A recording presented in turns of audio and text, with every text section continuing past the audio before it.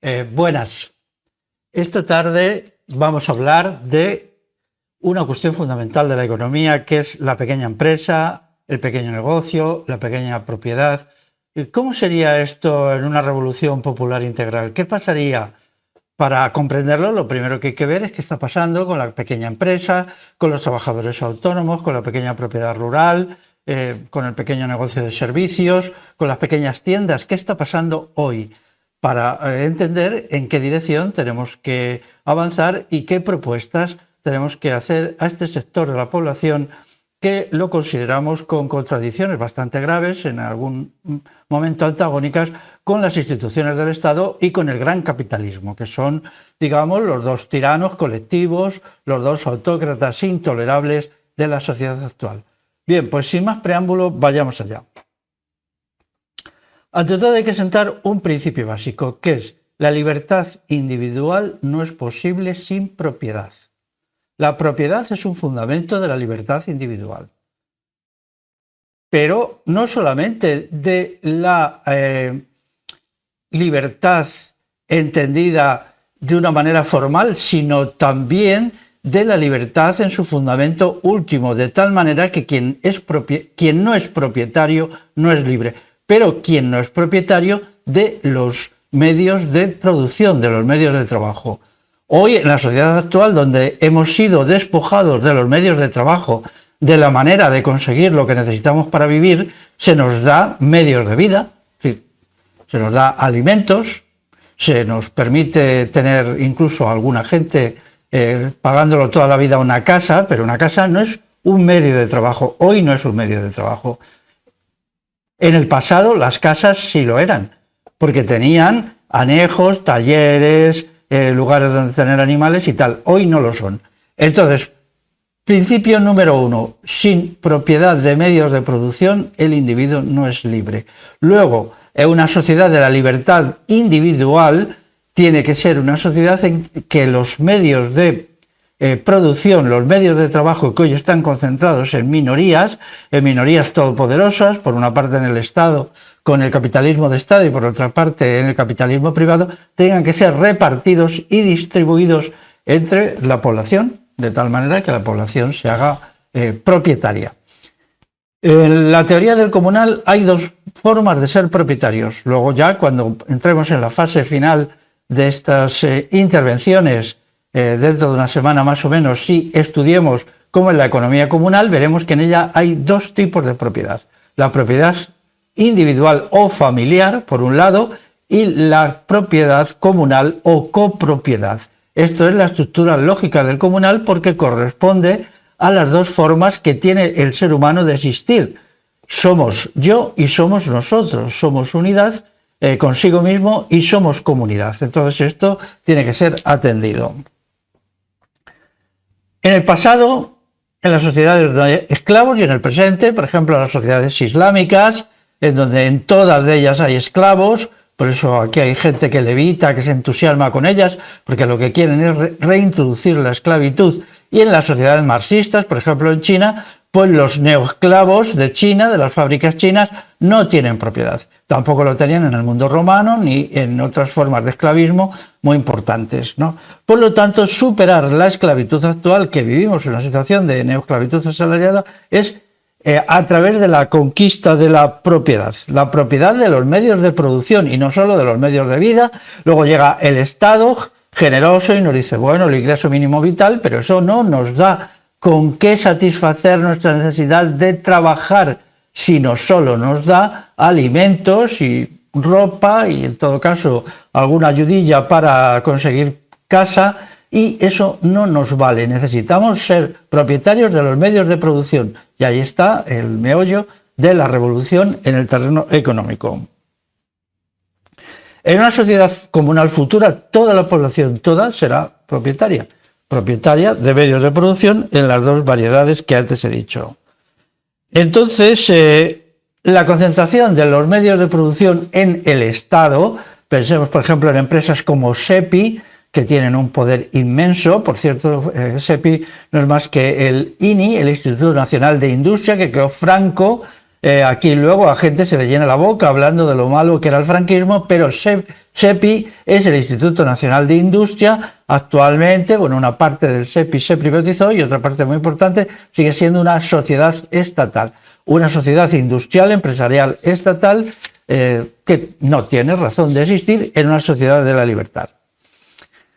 Entonces, claro, pero en las condiciones actuales también queda pequeña propiedad. La pequeña propiedad está desapareciendo por un montón de procedimientos. Podría hacer una lista muy larga de los sistemas que están empleando las instituciones del Estado para eliminar todas las formas de pequeña propiedad, todas las formas de trabajadores autónomos, todas las formas de cooperativismo, para dejar solo dos tipos de personas: aquellos ricos, riquísimos, que son propietarios absolutamente de los instrumentos de trabajo, y luego una gran masa de trabajadores asalariados, obligados a ser asalariados, cuyas condiciones de existencia se equiparan cada vez más a la de los esclavos. Os daré un dato que he conocido recientemente, que es el siguiente. Ya sabéis que el sistema productivo chino comunista, chino marxista, si queréis llamarlo así, que es lo exacto, ¿no? Pues se copia en todas partes. Las fábricas chinas pues son el modelo por su alta productividad y bla, bla, bla, bla. Y entonces, ¿a dónde quieren llevar los capitalistas comunistas chinos el sistema de trabajo allí? Pues los quieren llevar a trabajar 14 horas cada día, con un solo día de descanso al mes. Ese es su objetivo para salir de la crisis en que están. Ya sabéis que a China no le va bien en los últimos años y últimamente incluso le va bastante mal en el terreno económico. Entonces, daros cuenta lo que esto significa. Es decir, 14 horas diarias de trabajo, pero un solo día de descanso al mes. Un solo día de descanso. Eso ya es la esclavitud total. Ahora vamos a lo que yo llamo esclavismo tecnologizado o neoesclavismo tecnologizado, y ahí confluyen muchas corrientes, como ya he contado: el Islam por un lado, con su obsesión con el esclavismo; por otro lado, los comunistas chinos; y también por otro lado el capitalismo occidental, que está fascinado por los unos y por los otros y quiere establecer este sistema de trabajo aquí. Una de las precondiciones para su establecimiento es precisamente la eliminación total de la pequeña empresa y de la pequeña propiedad. Así pues, lo que yo voy a hacer es una defensa de la pequeña empresa, del pequeño negocio, sobre todo de la empresa familiar, de los autónomos y del cooperativismo, pero explicando al mismo tiempo sus limitaciones y sus dificultades, y también exponiendo qué lugar les asigna el movimiento por la revolución integral a esta pequeña empresa. La situación actual es de rápida liquidación. Las estadísticas son variables como siempre, y como ahora las cosas van mal para el poder constituido, pues las manipulan cada vez más, pero ofreciéndote unos datos en un sitio, otros datos en otro. Pero yo he llegado a la conclusión de que se acerca a las 50 pequeñas empresas, pequeños negocios diarias las que cierran, las que quiebran. Pero otras que no quiebran, pues en realidad son solo ficticiamente, porque a través del sistema de préstamos de la banca han perdido su capacidad de ser autónomas. Y entonces, pues cuando reciben un préstamo, estos pequeños negocios tienen que atender rigurosamente al plan de actuación que les designan los economistas del banco correspondiente, con lo cual su propiedad es más que nada nominal. Entonces, pues esa sociedad de todos asalariados al mismo tiempo se está convirtiendo en una dificultad creciente para crear un pequeño negocio. Hay gente que, por ejemplo, recibe una herencia pequeña, pongamos 80.000 euros, y quiere montar su pequeño negocio o hacerse autónomos. Las dificultades son enormes de todo tipo, desde el papeleo impresionante que hay que hacer hasta las dificultades crecientes una vez que en el sector comercio, por ejemplo, las grandes superficies se han apropiado de todo el mercado. E igual sucede, por ejemplo, en el sector industrial, cuando se quieren montar pequeños talleres, pequeñas empresas, pues las dificultades son muy crecientes. Ya digo, hay una larga lista de dificultades que se incrementan y se multiplican. En el sector, por ejemplo, pues de la agricultura y la ganadería, y también en el sector de hostelería, pues el control para ofrecer alimentos y servicios hosteleros saludables, entre comillas, es tan tremendo y la cantidad de dinero que exige las inspecciones de sanidad tan enorme que esto desanima y desactiva, y al final pues vamos a los establecimientos de comida basura y todo en inglés, que es, aparte de aculturarnos, pues es lo que queda. Una comida insípida y destructiva que cumple uno de los objetivos del sistema, que es un tipo de comida pienso, igual que se da a los animales, que incluya 3 o 4 alimentos básicos, que es lo que se ofrece en los alimentos de comida basura, o como ellos le llaman, comida rápida. Así pues, estamos ante una verdadera conspiración para destruir la pequeña empresa. En solo 10 años queda muy poquita de esta, la rapidez con que va el proceso de aniquilación es importante, de manera que la libertad de industria y comercio que aparece en las constituciones liberales y que también aparece como frasecita pomposa en la Constitución, pues desaparece, ya no hay de facto libertad de industria ni libertad de comercio. Es decir, no se puede imponer un comercio, incluso a veces es trágico que gente que tiene incluso el dinero no se atreve porque sabe que no es viable y que se invierte ese dinerillo es a la desesperada y sabe que lo puede perder con facilidad. ¿Qué es lo que nos obligan? Pues a integrarnos en cuentas, por ejemplo, a plazo fijo, o comprar acciones, o comprar bonos, donde ahí la capacidad de gestión y de decisión es nula, porque ser accionista de una empresa te da una capacidad de influencia cero completamente. Las decisiones las toman las gerentes y en todo caso los 4 o 5 inversores que tienen el 60 o 70% de la inversión. Así pues, la anulación de las capacidades de tomar decisiones que son las propias de la pequeña empresa están prácticamente desapareciendo. El negocio familiar es de lo más importante. Una pequeña empresa familiar, pues hasta hace 30 años solo era muy importante.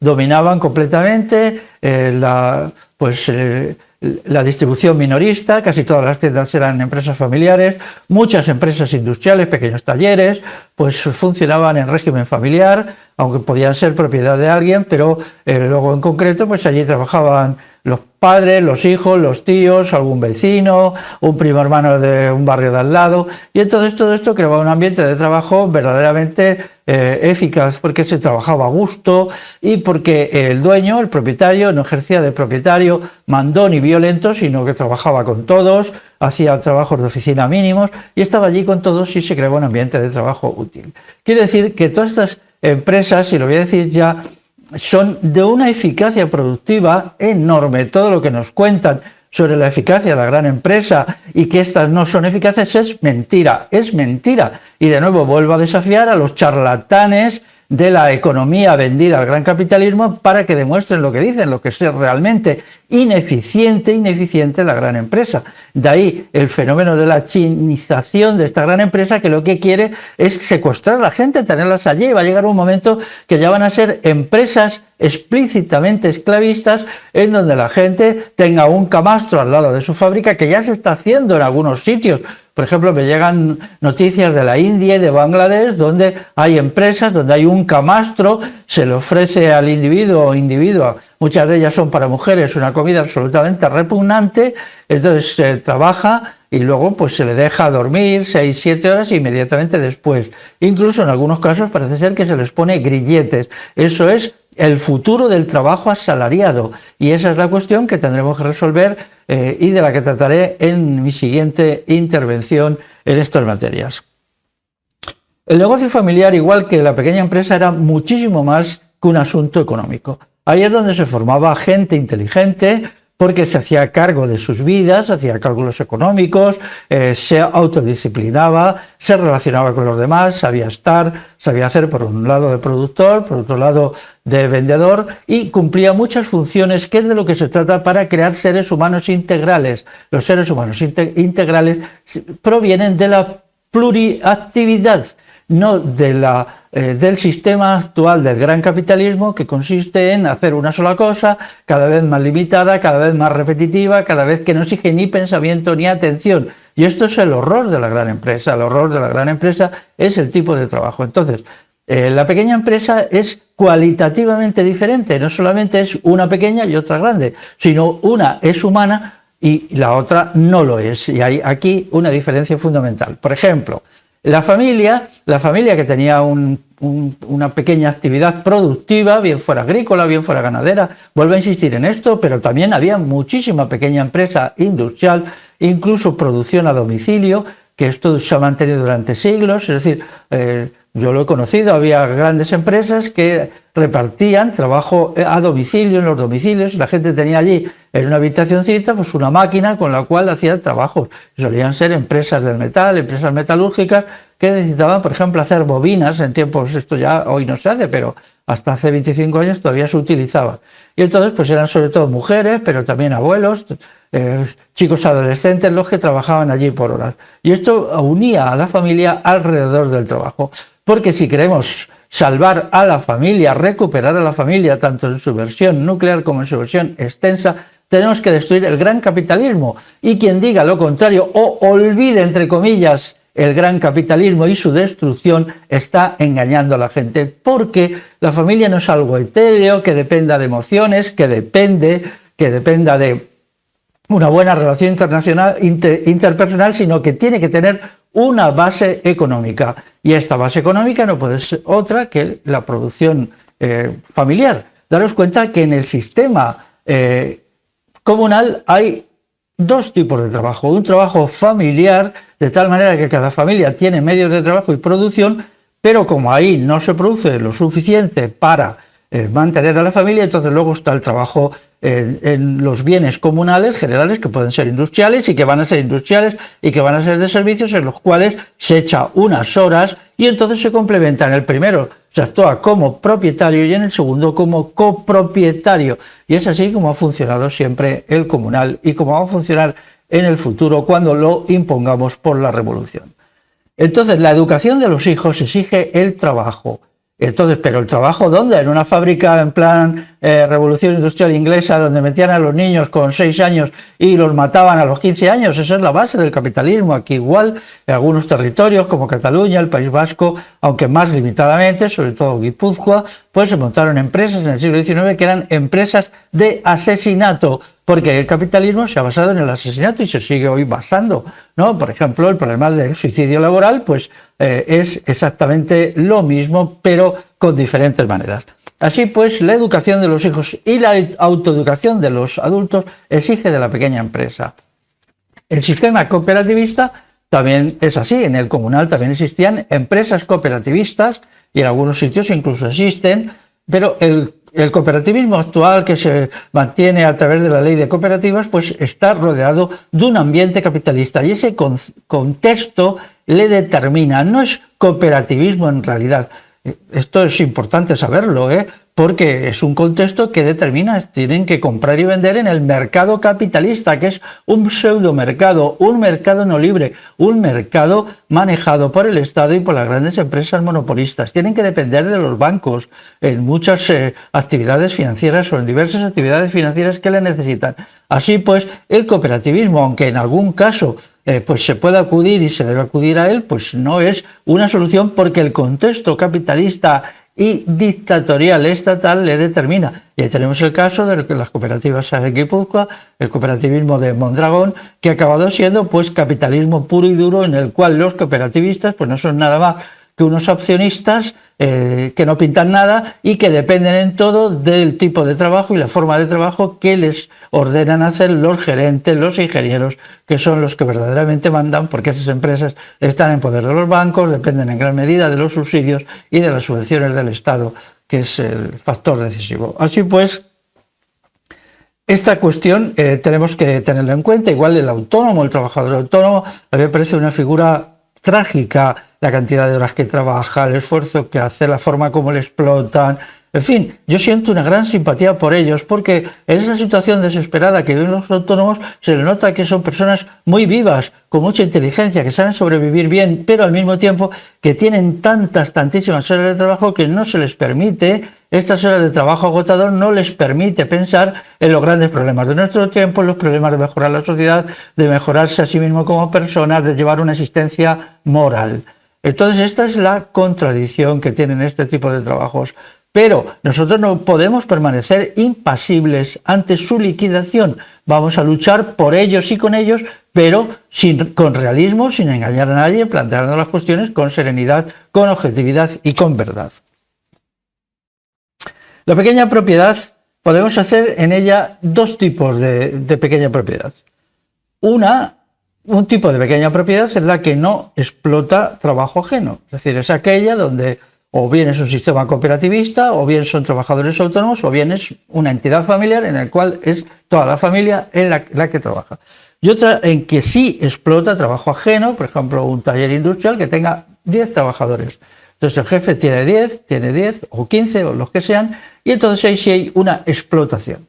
Pero claro, esta explotación es de pocos trabajadores y en unas condiciones diferentes, no solamente cuantitativamente, sino cualitativamente a la gran empresa.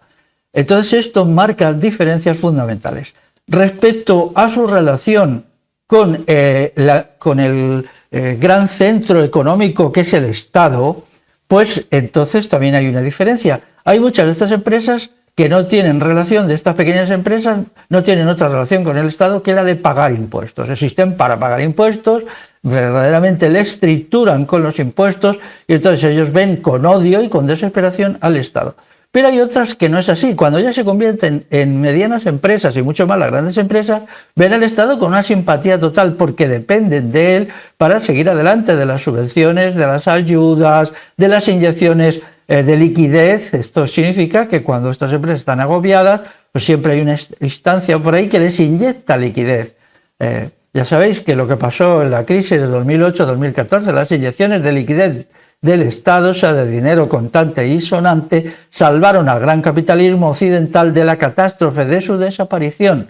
Y por tanto, puesto que la posición ante el Estado en las pequeñas empresas es de hostilidad porque están objetivamente enfrentados al Estado, pero ya si subes en el número de trabajadores, pues a partir, pongamos una cifra, voy a dar una cifra arbitraria, 100 trabajadores. A partir de 100 trabajadores, la empresa cambia de naturaleza y empieza a ver con simpatía al Estado, porque el Estado es el poseedor número uno de la liquidez en todos los países, puesto que detrás de él tiene el sistema fiscal. Entonces el sistema fiscal, se pagan los impuestos en dinero y entonces la inmensa mayoría de la liquidez la tiene el Estado, bien directamente, bien a través del Banco Central o bien a través de bancos comerciales y de otras instituciones financieras controladas por él directa o indirectamente.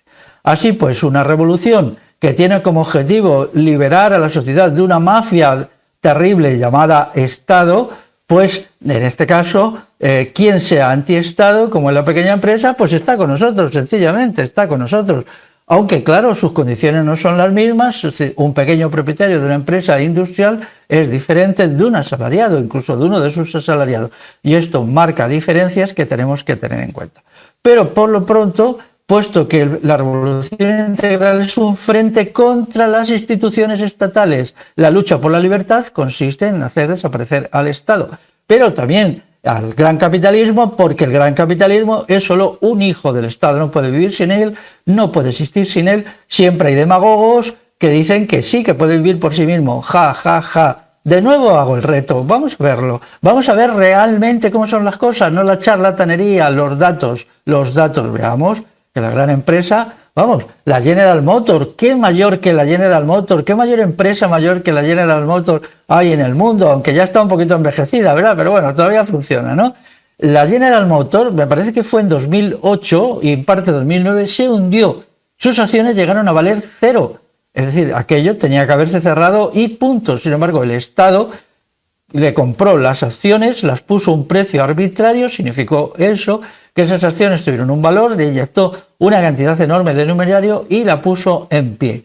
Así pues, los directivos, los gerentes, los capitostes, los sinvergüenzas que están en la jefatura de la General Motors, pues obviamente ven al Estado con toda la simpatía del mundo y ellos no quieren que desaparezca el Estado. Ningún gran capitalista lo quiere porque es su final, igual que aquí. Todas las grandes superficies, Mercadona, Día, etcétera, todas estas, en realidad, si tuvieran que hacer el negocio a cara de perro, es decir, según el mercado natural, según la oferta y la demanda en un mercado libre, en un mercado natural, pues no podrían mantenerse, porque el fondo principal de sus beneficios viene de la cantidad de prebendas y bonificaciones que reciben del Estado. Así pues, el Estado es la principal institución explotadora, pero en contra de algunos charlatanes de feria como los anarcocapitalistas, no existe el Estado, existe el Estado-gran capitalismo, Estado-gran capitalismo, y eso es una unidad total. Así pues, cuando nosotros nos planteamos acabar con el capitalismo, decimos sí, pero con la excepción de la pequeña empresa, en cualquiera de las ramas productivas que esté, porque la pequeña empresa tiene una contradicción enorme con lo que es el gran capitalismo en su matriz, que es el Estado. Pero claro, al mismo tiempo tiene unas características, maneja trabajo asalariado y tiene unos criterios de lograr el beneficio, aunque en realidad, vamos a ver, muy poca gente que tiene una pequeña empresa se propone ser ricos. Para ellos, igual que para la inmensa mayoría de los autónomos, esto es un negocio en donde se busca únicamente la supervivencia, y los beneficios que reciben mensual o anualmente, según como lleven la contabilidad, pues es exactamente poco más que el salario, o un poquito más, pero no mucho más, que puede tener uno de sus trabajadores. Eso es así exactamente. Entonces, solamente un número reducidísimo de empresas, quizás solo una de cada 20.000, 30.000 de las pequeñas empresas llega a ser una gran empresa, y si lo hacen no por la eficacia suya ni por la calidad gestional y productiva de su dueño, de su jefe, sino porque de alguna manera el Estado se ha fijado en ella y le ha empezado a inyectar. Esto es lo que sucedió con, por ejemplo, con Steve Jobs, cuando él crea allí en el garaje de su padre esta visión romántica que es completamente falsa, todo lo ligado a las pantallas y a Internet. Lo que sucedió, estos eran unos chavales que estaban allí jugueteando y tal, y no hubieran llegado absolutamente a nada, y es probablemente que hubieran acabado trabajando en algún establecimiento de comida basura si no fuera porque alguien habló al ejército yanqui de sus trabajos, y entonces el ejército rápidamente dijo, y entonces el que le inyectó capital, el que les empezó a promocionar, y siempre manteniendo la imagen de chico así, bien, de chico funcional, que lleva, como ellos decían, zapatillas de tenis, y que no tiene nada que ver con el gran negocio y con la gran empresa, cosa falsa, completamente falsa. Pero si tú tienes una gran empresa, eres autónomo, y no se fija en ti las instituciones del Estado y no te echa una ojeada al ejército, no dice, lo que hace este tío me interesa, seguro que vas a tener muchas dificultades incluso para mantenerte, que nunca vas a ser rico. Y la mayoría, inmensa mayoría de la gente que está en el pequeño empresa, pues sabe que esto es así exactamente. Bueno, entonces, muy al contrario, esta está cargada de impuestos y está en un proceso de aniquilación. Eso significa que la pequeña empresa está en una situación intermedia. Por un lado, tiene ciertas características que la unen al resto del capitalismo, pero por otro lado, tiene ciertas características que le unen a las clases populares, que la primera y principal es ser explotada y sobreexplotada por el aparato fiscal.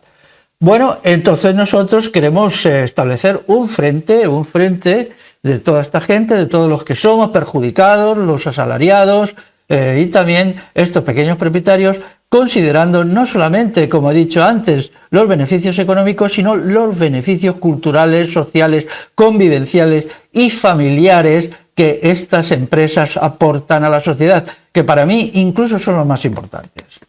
Creo que en mi intervención anterior explicaba que el capitalismo actual es dual. La gran empresa sirve al Estado y a sus muchas gestiones. Si vosotros miráis una gran empresa y no os quedáis en la superficie, veis qué produce, cómo lo produce y cuál es el fin último de esa producción, me estoy refiriendo a empresas industriales, inmediatamente pilláis que todo ello acaba sirviendo al Estado. Siempre. Vamos, o casi siempre, ¿no? Hay gente muy ingenua que conoce muy poco de economía y dicen, claro, las infraestructuras, pero vamos a ver, ¿quién hace las infraestructuras y a qué se dirigen las infraestructuras? Yo tengo un libro que se llama 6 estudios, en el cual explico cómo se construyó aquí el ferrocarril y por qué en el siglo XIX. Si leéis ese capítulo quedaréis muy sorprendidos. No se hizo para el comercio, hizo por razones geoestratégicas basadas en el principio de la defensa nacional, o como se dice ahora, la seguridad nacional. Y lo dicen perfectamente los documentos de la época, que explican a partir de un poquito antes de mediados del siglo por qué había que construir un ferrocarril. Entonces, vamos a ver, no os dejéis llevar por todo este economicismo de pacotilla que engaña a la gente.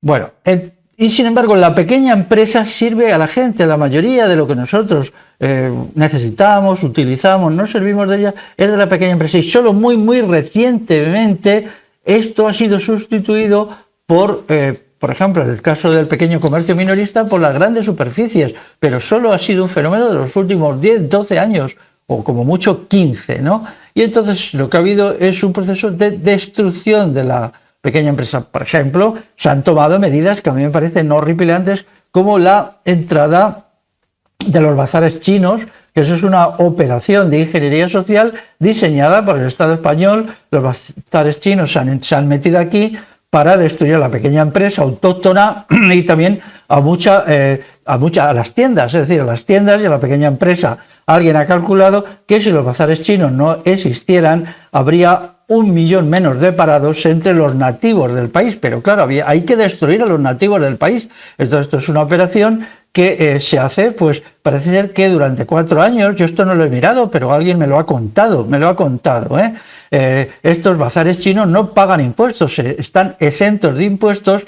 Y luego, cuando pasan esos 4 años, ellos cambian el nombre de la empresa a algún familiar que se traen de China y entonces otros 4 años no pagan impuestos y así sucesivamente. ¿Esto por qué? Aparentemente, ¿verdad?, el Estado pierde dinero con esto. No porque gana, porque es el asunto de la destrucción de la pequeña empresa autóctona. Luego ya vendrá el momento de la concentración de la propiedad y de cobrar impuestos a los bazares chinos. Bueno, con todo esto, con la guerra que estamos a las puertas con China, pues ya no sé cómo va a evolucionar la cosa, ¿no?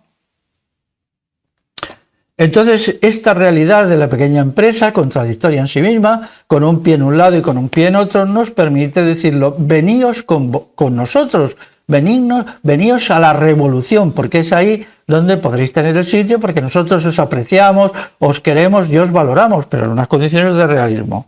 Daros cuenta que en la pequeña empresa, como decía antes, el propietario trabaja, no es un parásito metido en la oficina pensando cómo fastidiar a los trabajadores y cómo provocarles un estrés laboral que en muchos casos les lleva a la depresión y cada vez en más casos al suicidio laboral. No es un parásito. Los trabajadores suelen ser amigos, suelen ser familiares, suelen ser vecinos, y cuando se cierra la empresa y vuelven a casa, pues entonces resulta que ya se establecen lazos de amistad. Puede haber roces, siempre los hay, pero los trabajadores pueden dirigirse al jefe dándole sus opiniones, cosa que en la gran empresa jamás. Sí, muchas empresas tienen un buzón, 2 sugerencias y tal, pero cuidado con lo que dices, que te juegas el puesto y en el 99,99% de los casos aquello va a la papelera y punto final, ¿no? Esta diferenciación nos permite considerar un tratamiento diferenciado. Pero daros cuenta, en una futura sociedad donde haya una economía comunal potente, grande, y al mismo tiempo una economía familiar que permita a cada familia satisfacer sus necesidades básicas, entre el 30 y el 60% de estas necesidades, con su propio trabajo, con el trabajo de la familia integrada, en la cual pueden trabajar todos, la gente mayor hasta que cada año un poquito menos, pero hasta que esté, pues ya mal, los niños desde 8 o 9 años, que es como se educan. No se les educan con sermones, no se les educan con ideologicismo, no, se les educan pues incorporándose al trabajo desde la base del amor paterno y materno, y del amor de los abuelos, de las abuelas, de todo esto. Entonces esta familia educa en la responsabilidad, en el deber, en el esfuerzo, y lo educa de una manera cariñosa, paso a pasito. También podéis decirme, pero ¿eso cómo se va a hacer cuando la mayoría de la población vive en los asquerosos pisos de las ciudades? Pues ahí está la dificultad, ¿verdad? Pues no se puede hacer ahí, porque no hay un sitio físico, no es como antaño, hasta no hace mucho. Yo recuerdo en una gran ciudad cómo me enseñaban una casa, pero una ciudad enorme, de 3 millones de habitantes, no voy a decir cuál, en la cual pues una gente me enseñaba, tenían una casa baja allí, construida por sus bisabuelos hace como 100 años, y dentro de esa fábrica, de esa casa, había allí en un patio, y en el patio había un taller, y en ese taller habían trabajado, habían puesto unas máquinas de producir piezas de metal, y entonces ahora ellos continuaban en lo mismo, habían perfeccionado la maquinaria y era un trabajo familiar en donde un grupo familiar relativamente reducido con maquinaria hipermoderna era capaz de salir adelante produciendo piezas y compuestos complejos para el mercado. Por supuesto, esto tiene unas limitaciones enormes porque si tienes que comprar la maquinaria en el mercado, las materias primas en el mercado, la electricidad en el mercado y vender al mercado, entonces ya te tienen pillado. Pero bueno, mientras aguante, y yo eso lo considero bonito. Incluso me han hablado de un pueblo en el sur en donde la gente ha respondido al paro de esa manera. En las naves, que en los pueblos es mucho más fácil porque, claro, la tierra, el suelo es mucho más barato, y entonces las naves, naves grandes, que hasta hace no mucho se utilizaban para el ganado o se utilizaban para almacenar productos agrícolas, cosechas, pues ahora está instalando máquinas y gente muy preparada pues están allí trabajando y creando productos muy interesantes de tipo metalúrgico de una enorme complejidad tecnológica, muchos de ellos incluso se exportan. También sé otro caso en Extremadura donde se está haciendo esto. Entonces esto está muy bien porque le dan los morros al gran capitalismo y demuestra cómo la pequeña propiedad puede funcionar perfectamente si no fuera por todas las medidas que se están tomando para destruirlas. En primer lugar, medidas legales. A partir de la legalidad se destruye la pequeña propiedad porque el Estado odia la pequeña propiedad, porque quiere que todo esté concentrado para crear un núcleo de poder estatal gran capitalista. En segundo lugar, pues se establecen los bancos mismos, pues imponen condiciones más y más leoninas, en determinados momentos, pues también donde pueden, pues trituran. Recuerdo algo que me contaron también de un producto agrícola que, bueno, tenía unos precios muy razonables y hubo gente que se endeudó incluso, pidió créditos a los bancos para cultivar ese producto. Entonces, pues ellos esperaban conseguir una buena cosecha y venderlo en un mercado a precios remuneradores. Pero fijaros, cuando faltaba mes y medio para recoger el producto y venderlo y todavía no tenían fijados los contratos de venta con el precio y todo esto, resulta que, qué curioso, la Unión Europea y el gobierno español cambiaron la legislación al respecto y permitieron que desde África se importara ese producto. De tal manera que cuando llegó el momento de las ventas a los trabajadores, a las personas estas que habían montado ese negocio nativas, resultó que los precios eran la tercera parte de lo que ellos habían previsto. Total, que incluso vendiendo la cosecha, que muchos no lo lograron, perdieron dinero, se endeudaron.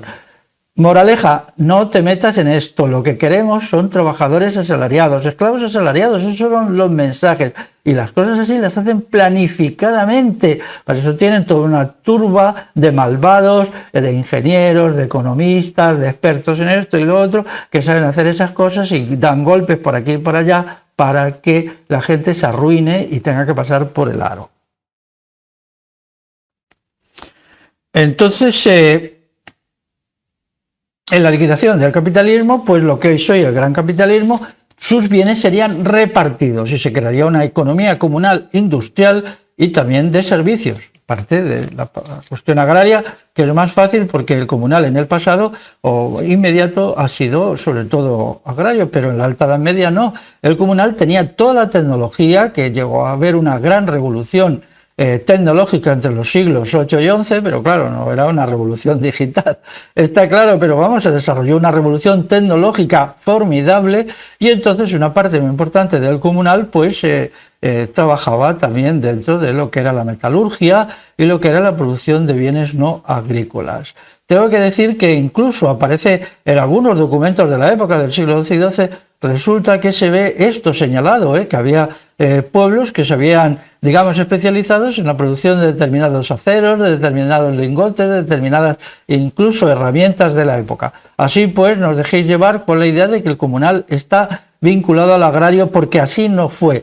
Fue así porque para el desarrollo de la industria, a mediados del siglo XIX, las leyes desamortizadoras lo primero que hicieron fue cargarse la industria y la artesanía comunal, pero era una industria interesante. También tenemos otra cuestión, que es cómo vamos a tratar en una situación postrevolucionaria, por ejemplo, a la gente que tenga, a los pequeños accionistas, pequeños y medianos ahorradores, gente que tenga bonos, gente que tenga acciones. Todo eso va a ser respetado, porque todo eso es el resultado de su propio trabajo, de un ahorro, es gente muy honorable y tiene que ser respetado. Todo esto, pues, ahora bien, hay un problema, claro, si eliminamos el Estado, eliminamos el Banco del Estado y la moneda estatal actual, que es el euro. El euro es la moneda estatal, y entonces pues ya no tendrá el respaldo que hoy tiene. ¿Cuál es el respaldo del euro hoy? No es el patrón oro, por lo tanto no tiene un respaldo en oro y metales, joyas preciosas, lingotes y tal, como sucedía hasta la eliminación del patrón oro en los años 30 del siglo pasado. El respaldo es el sistema financiero, es decir, la solvencia que tiene el euro o el dólar o el renminbi, y lo digo bien, chino, o el yen japonés, es precisamente el sistema fiscal.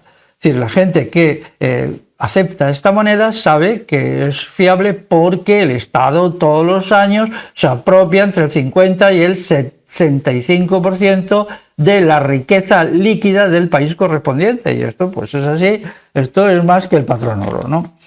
Entonces, claro, esto desaparecería porque, ya digo, nuestro objetivo es sustituir el Estado por un sistema de democracia directa, que quizá haga también pues, una serie de intervenciones como esta sobre qué es la democracia directa.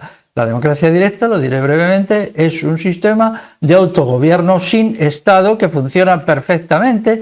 Podemos hablar de la democracia ateniense, de la Comuna de París, del sistema concejil aquí en la Alta Edad Media y luego en la Edad Media Central, todo esto, ¿no? Pero en ese caso pues no se acuñaría moneda estatal. Es verdad que existen otros tipos de monedas que son monedas naturales, precisamente como es el oro, que hoy cumple funciones monetarias, el oro, la plata, las joyas, pieles caras, libros caros, todo esto cumple funciones monetarias y siempre las han cumplido. Entonces, en un futuro, pues también serían, digamos, monedas de reserva, la gente tiene sus ahorros, pero aquellas personas, que son bastantes, que tengan acciones, por pocas que sean, ¿no? Hayan comprado acciones o que tengan cuentas a la vista en los bancos y tal, pues entonces todo eso es intocable, porque nosotros solo queremos ir contra esa pequeña minoría de grandes capitalistas que nos están destruyendo y que están destruyendo a la pequeña propiedad. ¿Cómo se podría hacer entonces? Bueno, pues se podría convertir el valor de estos pequeños accionistas, devolvérselo, si no en la moneda estatal correspondiente, que en nuestro caso sería el euro, pues devolvérselo en monedas naturales, como podría ser alguna de estas que he citado, o bien en bienes físicos equivalentes.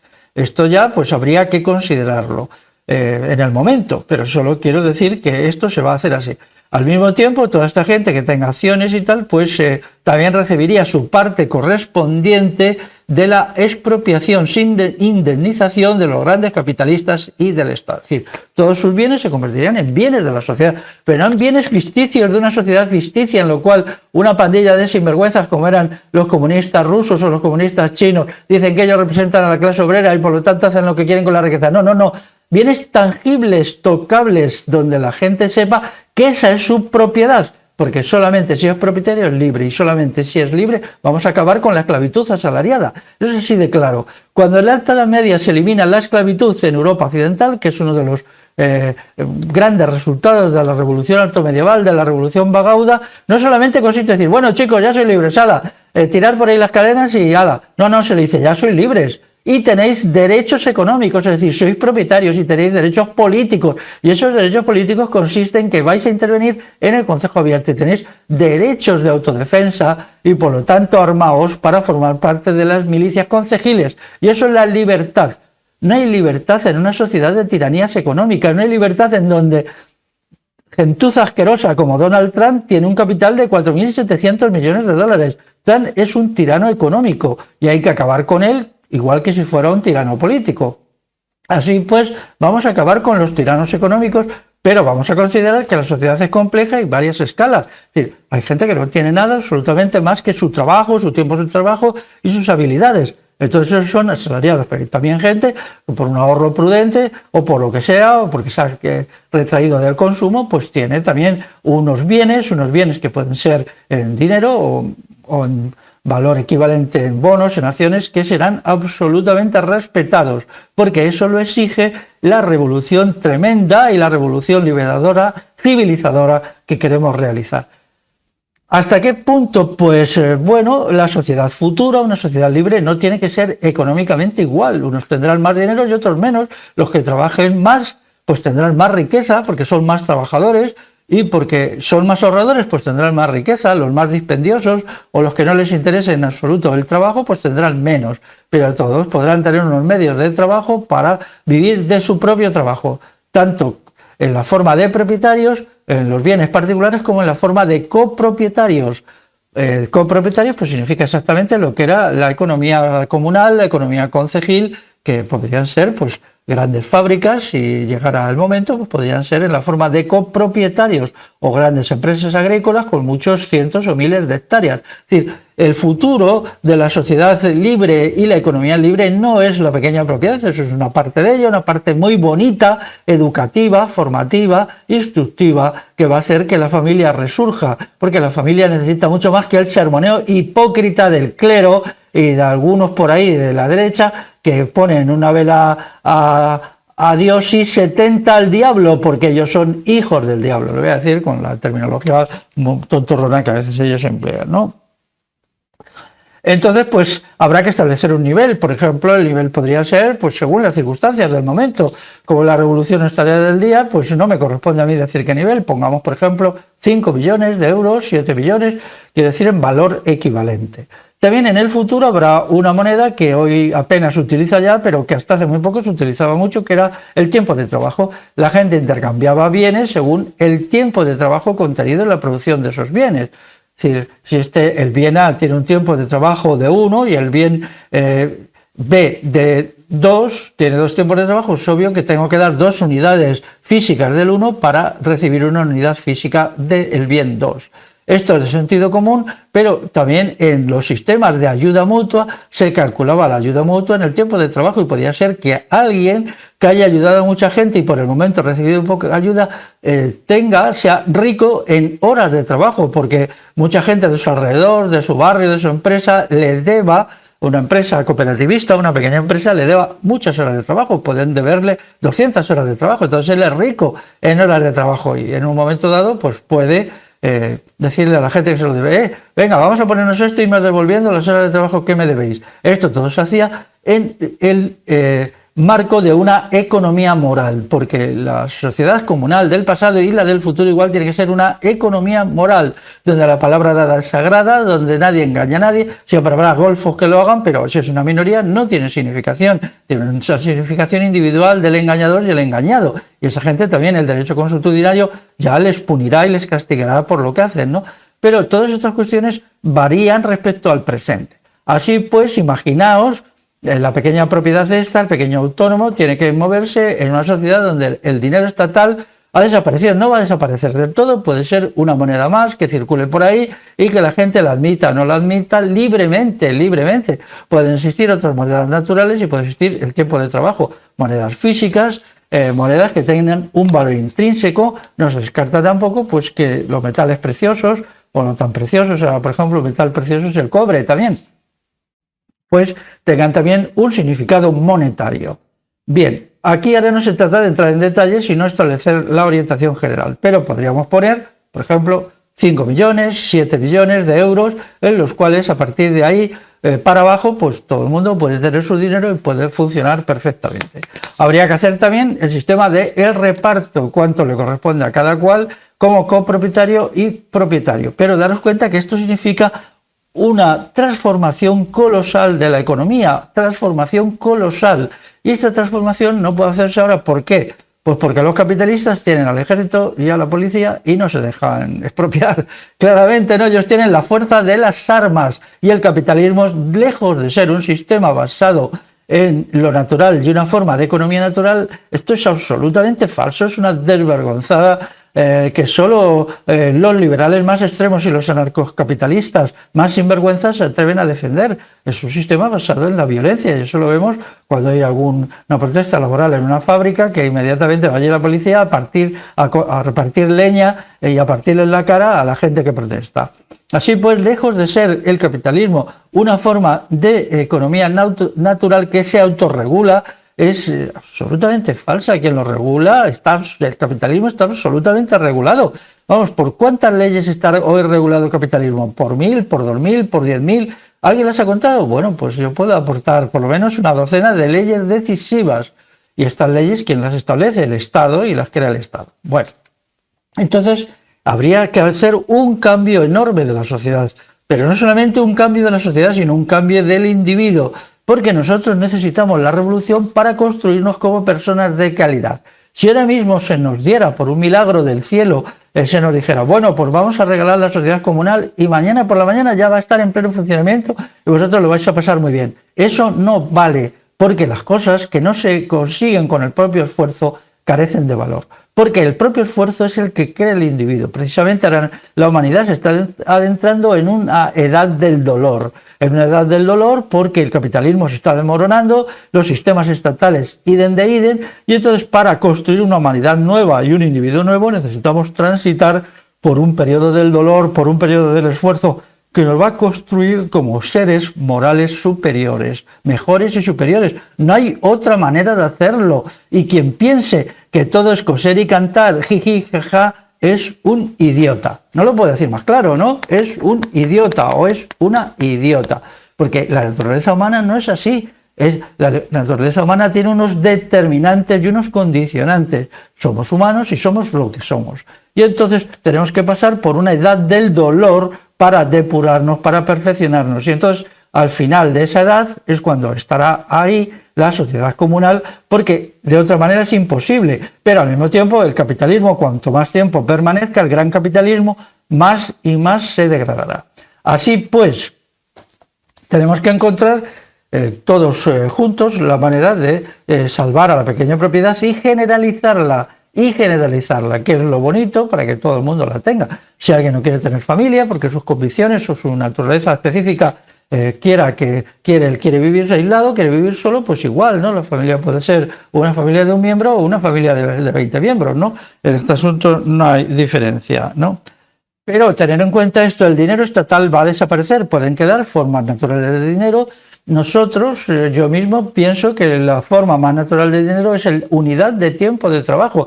Se puede establecer una unidad de tiempo de trabajo y entonces a partir de eso funcionar, ¿no? Sirve para el intercambio y sirve también para la acumulación de un cierto nivel de riqueza, aunque sería mejor que la gente opere según el principio de la convicción fraternal, es decir, ayudo a alguien porque quiero ayudarle, porque quiero ser fraternal con él, y luego pues quizás si él me ayuda, pues hasta se me puede olvidar el tiempo de trabajo que le he dado, ¿no? Y entonces no se lo voy a reclamar, o que él me ha dado, ¿no? Antes he hablado del cooperativismo, hay que estudiar el caso Mondragón, la intrahistoria del cooperativismo, pero bueno, en realidad esto fue un sistema muy hábil montado por el franquismo y algunos cleros de allí para aprovechar el gran potencial trabajador que tenía el País Vasco. Allí hay una ética del trabajo muy fuerte, basada en los sistemas de ayuda mutua, en el caserío, algo muy bonito que ahora por desgracia está desapareciendo, y entonces pues se pensó que llevando a eso así el agua a nuestro molino, como se dice, pues entonces se podría dar un empujón a uno de los sueños que Franco tenía, que era la industrialización, para hacer a España un país más potente, militarmente más potente, diplomáticamente más potente y financieramente más potente. Aquello de una España grande de la falange, ¿no? Entonces lo que se hizo fue manipular todo aquello para llevarlo a un sitio donde no debía estar. Y eso fue el origen del cooperativismo Mondragón. Mucha gente se metió en ello y sigue estando, porque aquello sigue funcionando con buena voluntad, pero digamos que había una intención perversa y en cierta medida torcida. Y hoy ha surgido de ahí pues todo lo que es la gran empresa, Fagor y alguna otra por ahí, que no voy a entrar en ella, aunque algún día habría que diseccionarla para aprender. Claro, si dependemos de los bancos y dependemos del Estado, pues acabaremos mal, acabaremos en el basurero de siempre. Es un basurero pues que donde están los muy ricos, ahí. Entonces, Y en el futuro, una sociedad comunal, bueno, pues una sociedad completamente distinta, no hay instituciones estatales, hay diversos tipos de moneda natural, pero lo que funciona sobre todo es el tiempo de trabajo, la ética y una sana moralidad tienen un gran peso, las personas tienen palabra, tienen honor, tienen dignidad, no dicen una cosa y hacen otra, se comprometen o no se comprometen, si algo está mal no les importa decirlo, hay libertad para decirlo, el gobierno, las asambleas es fuerte, no se puede jugar con eso, el derecho constitucional también tiene derecho penal, la gente que no cumpla será sancionada, incluso a veces duramente sancionada, si corresponde en un juicio justo e imparcial.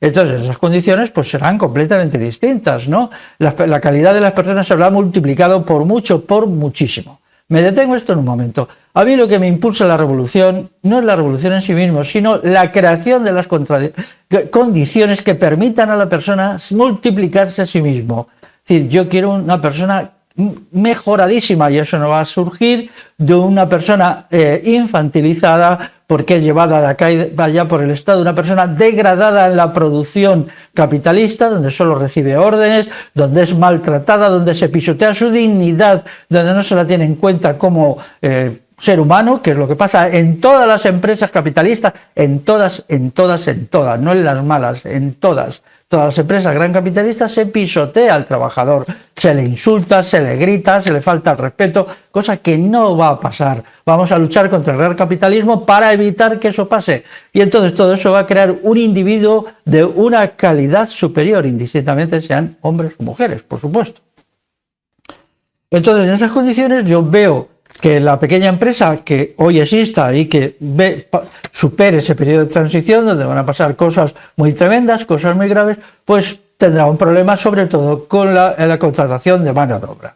La contratación de mano de obra será su punto débil y tendrán entonces estos pequeños empresarios que hayan llegado ahí, que no sean empresas familiares, pues tendrán un problema con esto y tendrán entonces que ofrecer condiciones de trabajo especialmente favorables para que en el mercado natural vengan trabajadores a trabajar con ellos. Esto se lo apega, pero bueno, eso ya corresponde a la eficacia de gestión de cada cual. También hay otra segunda salida que sería convertir estas empresas, este pequeño capitalismo, en empresas familiares en las cuales pues esto ya no tiene significado. Luego también tendrían que afinar mucho en los bienes que llevan al mercado porque tendrían al lado, no enfrente, al lado a la gran empresa o mediana empresa comunal que produciría, puesto que el trabajo se haría con alegría y con gusto, bienes baratos y bienes al mismo tiempo de una gran calidad. Entonces esto sería un reto, pero yo supongo que estos empresarios a los que yo admiro, estos autónomos que son capaces de hacer maravillas para sobrevivir, pues podrían resolver estos retos y siempre tendrían el apoyo fraternal y afectuoso del conjunto de la sociedad, que los consideramos siempre como unos héroes del trabajo, que son víctimas viles del Estado y de la gran empresa capitalista. Bueno, pues por hoy nada más, he establecido la orientación, espero que os sea útil y vamos a seguir con estas intervenciones. Hasta luego, amigos y amigas.